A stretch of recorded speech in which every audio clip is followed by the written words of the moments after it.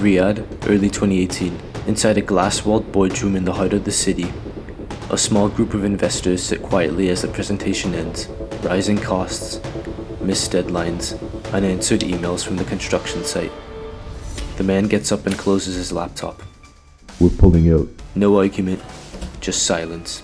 Then the chairs slide back, and millions in funding vanish overnight. Thousands of kilometers away, in the Saudi desert, the tower stays frozen. A half-built giant.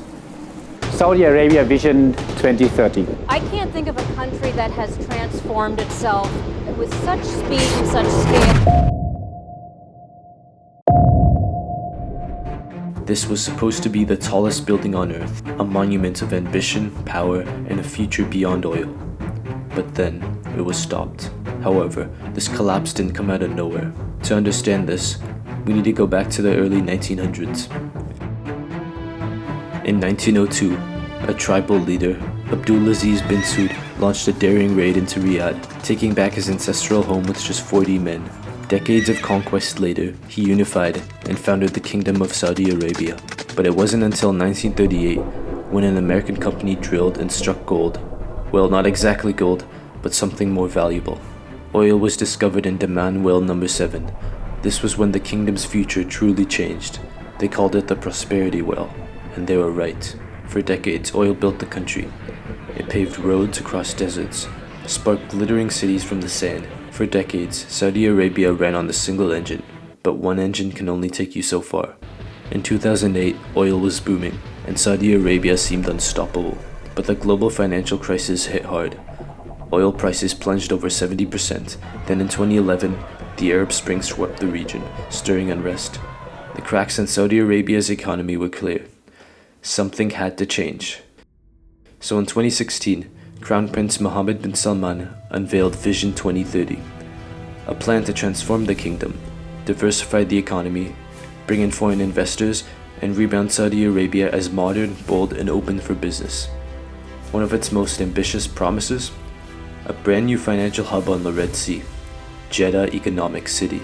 And at the center of it all, a tower, taller than anything on Earth, 1,000 meters, over 200 floors, offices, apartments, a 5-star hotel, and the world's highest observatory. Not just a building, a symbol of power, of ambition, of what Saudi Arabia could become. Construction began with incredible excitement.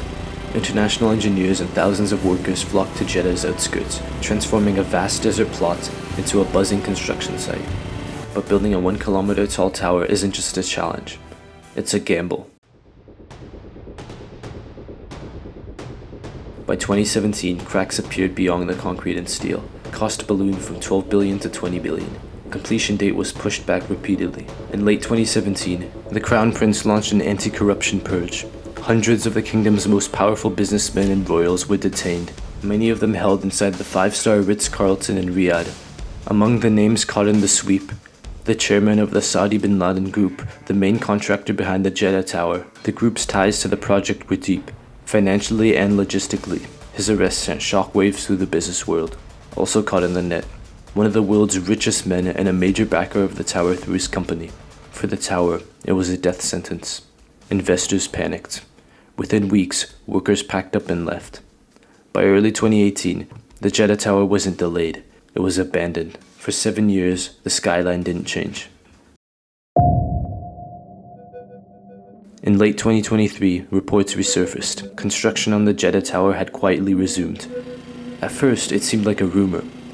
A few workers spotted on site, a crane moving again.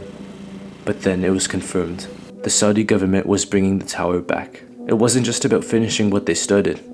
It was about redemption. Vision 2030's credibility was on the line. Billions had already been spent, and this tower, once seen as a broken dream, was being revived as a signal to the world. This time, things were different. New contractors were hired. Rumors circulated of renewed interest from international partners, including investors from China, quietly tying up the project to larger strategic ambitions like the Belt and Road. But the risks hadn't disappeared. But the path forward isn't guaranteed.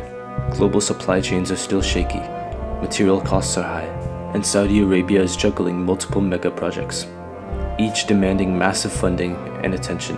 Investors are watching closely. Some see opportunity, others see risk.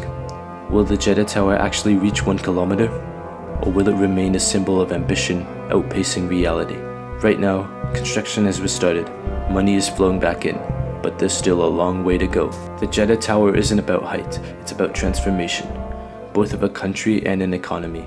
For decades, Saudi Arabia relied on oil, but that model is changing fast. Vision 2030 is a bet on tourism, business, and a new kind of global relevance. This tower is one part of that bet. So the story of the Jeddah Tower isn't just about steel and concrete. It's about how countries adapt, how they manage risk, and how the economy of the future will be built.